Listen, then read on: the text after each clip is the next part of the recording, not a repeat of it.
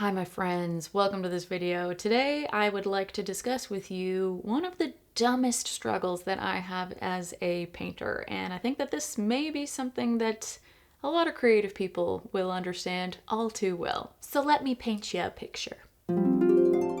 I've finally finished all of my other business tasks. It feels like it's been ages since I've held a brush in my hand. I scooch up to my easel. I stare at the blank canvas in front of me and I'm suddenly overcome with a sense of dread. I realize that inspiration has not struck me for quite some time now. I haven't a clue what to paint, and as I frantically rack my brain for a clever idea, I feel my anxiety levels double by the second. I absent-mindedly reach for my phone and open the Instagram app. Maybe this will give me some ideas. Instead, the sheer amount of people making cool stuff makes me feel even shittier. I wonder if perhaps instead I should use this time to find a new tax advisor or clean the windows.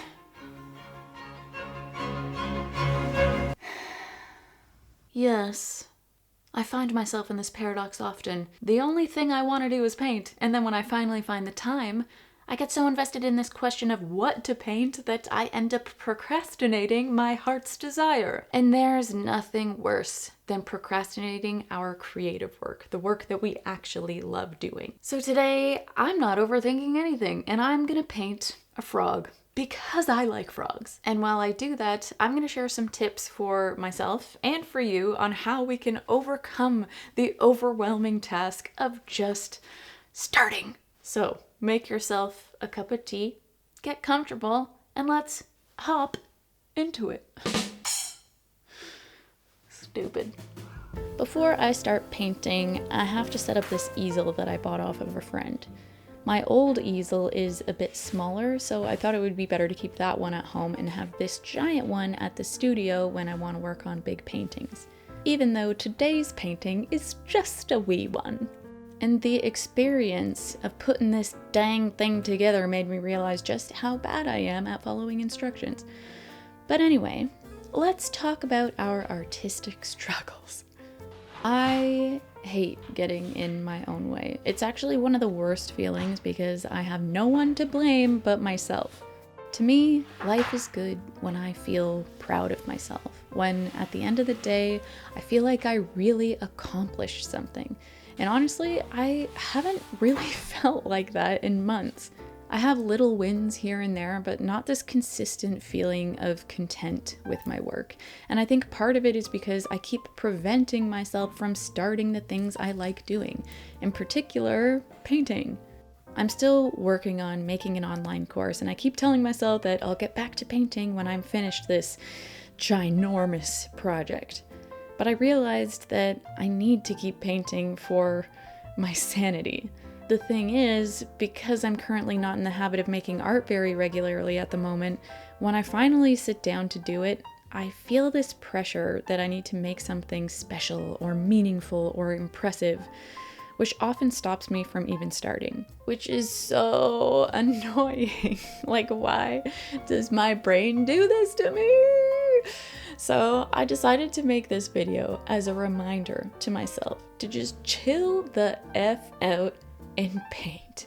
Not everything that we make needs to be a masterpiece. In fact, it's impossible for everything we make to be a masterpiece. So, my fellow perfectionists, it's time to play. Next time you find yourself in a similar situation, I would like to suggest a few things that just might help. Let's start with warming up. Honestly, I don't really do warm-ups very often, but I think it's an underrated practice, especially if you're having trouble just starting. So, number 1, do some short and ugly sketches. I say ugly because the goal here is not to make a perfectly rendered drawing, it's just to put pencil to paper. You can sketch things in your surroundings and don't spend longer than 5 minutes on each. So in total, this will only take you 10 to 15 minutes and will really help you loosen up and get your mind and body ready for creating. It doesn't even need to be in a sketchbook. It can be on the back of an envelope for all I care. The goal is not to make art, it's to do art. It's not about the result, only about the action. Number 2, smush some paint around. This is my personal fave because I like to start a painting on a previously fiddled with canvas, which is exactly what I'm painting on now. Whenever I have leftover paint from my last painting session, I just smush it onto the nearest canvas and see what happens. That way, I'm not wasting any paint, and since I know I'm going to be painting on top of it in the future, I can detach from the end result and just enjoy the process. I personally find that painting on a canvas that already has paint on it is much less intimidating than starting on a completely blank canvas. Starting is always the hardest part for me, so this is a little trick where I can just skip that step. Since the first marks have already been made, I'm actually continuing the painting rather than starting it. Like I said, you can use leftover paint to do this, or squeeze out a limited palette and just enjoy making brushstrokes, and if it turns into mud, cool. That just means that you made a lot of strokes, and that was the whole point, so well done. After warming up, you should already feel a little less resistance to making the art. But now comes the question of what to paint. And the less time we spend pondering this question, the better. So here are some ways to get going fast. Number 1, start taking more pictures and keep an album on your phone called reference photos.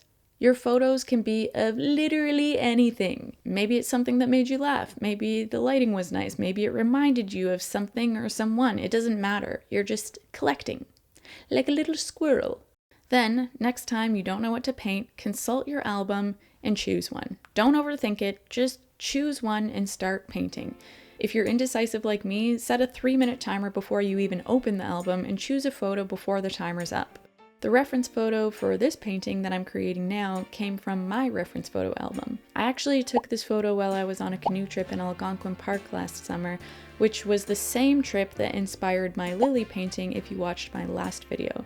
I loved the light reflections on his slimy skin, and I knew it would be very satisfying to paint. Plus, I just love frogs in general, so it was a no-brainer that this image would make it into the album. And here I am, joyously painting away. Number 2, start collecting still life objects and then paint them. Get yourself a little box and start filling it with still life objects. A thrifted water pitcher, a tablecloth with a nice pattern, a spoon, literally anything you want. Then, when you don't know what to paint, pull out the box and arrange a little composition. Combine your objects with some fruit you have at home or some flowers from your garden. There's something very satisfying about composing a little scene and then painting it from life. Spending some time arranging the composition is also a great exercise to get your mind into the creative zone.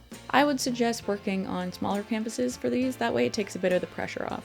It's a lot easier to move on from a smaller painting that didn't work out that only took you a day to make rather than a big painting that took you a week or a month. That way you also don't need to overthink your still life composition too much. Just throw your objects together, tweak them until you're happy, and start. I think that I've had the most fun painting this way.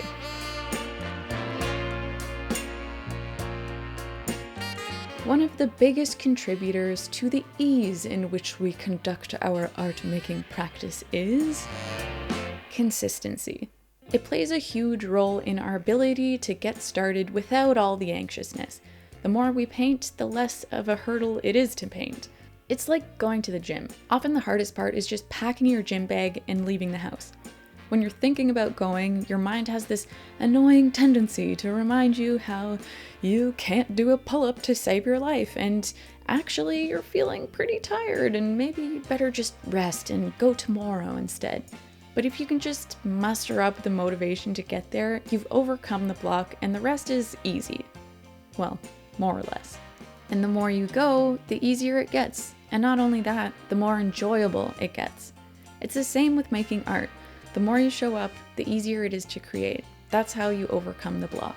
As somebody who currently feels out of shape both physically and artistically, I know that this is way easier said than done. I'm actively working towards this consistency in my own art practice. Uprooting my life in Toronto and moving to Vienna last year certainly threw me out of my normal routine.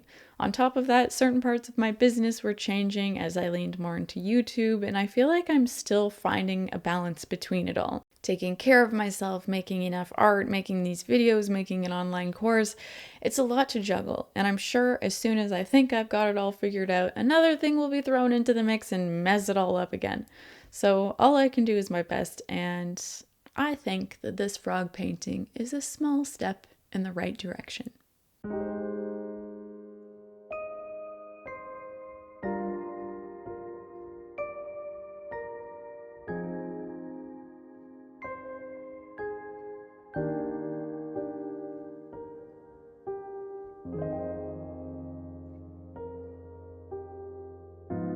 Starting is often the hardest part of any creative project, and I am just so over worrying so much about what I should make instead of actually just making it. And if you're feeling the same way too, then I hope that this video helped you, and feel free to reference it in the future if you are feeling blocked, or if you just want to see